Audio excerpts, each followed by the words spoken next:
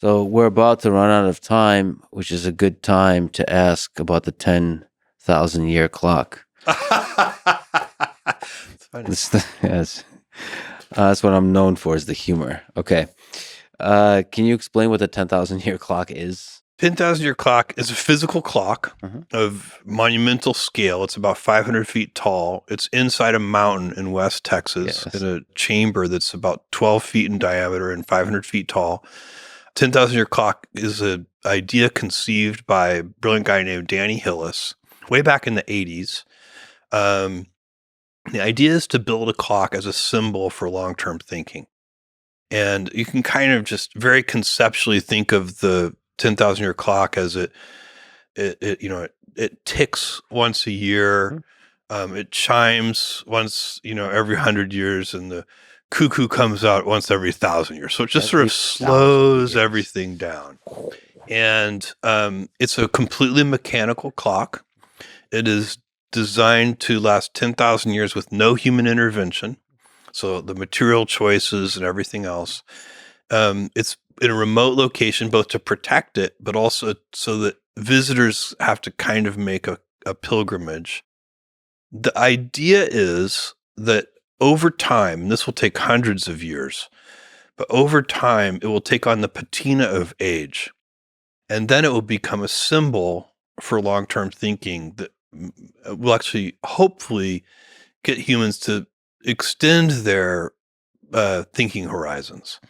And in my view, that's really important as we have become, as a species, as a civilization, more powerful. We're really affecting the planet now. We're really affecting each other.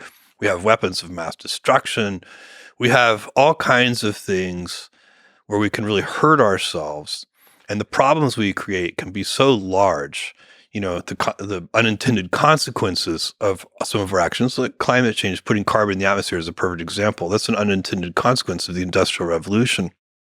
We got a lot of benefits from it, but we've also got this side effect that is very detrimental.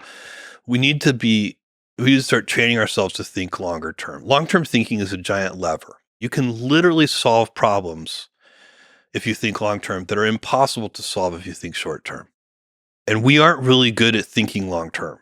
It's not really, we're kind of, 5 years is a tough time frame for most institutions to think past. And we probably need to stretch that to 10 years and 15 years and 20 years and 25 years. And we'd do a better job for our children or our grandchildren if we could stretch those thinking horizons. And so the clock is, in a way, it's an art project. It's a symbol. And if it ever has any power to influence people to think longer term, that won't happen for hundreds of years. But we have to, we're going to build it now and let it accrue the patina of age. Do you think humans will be here when the clock runs out here on Earth? I think so. But, the United States won't exist. Like, whole civilizations rise and fall. 10,000 years is so long. Like, no nation state has ever survived for anywhere close to 10,000 years. And the increasing rate of progress makes that even less likely. So do I think humans will be here? Yes. How will we have changed ourselves and what will we be and so on and so on? I don't know, but I think we'll be here.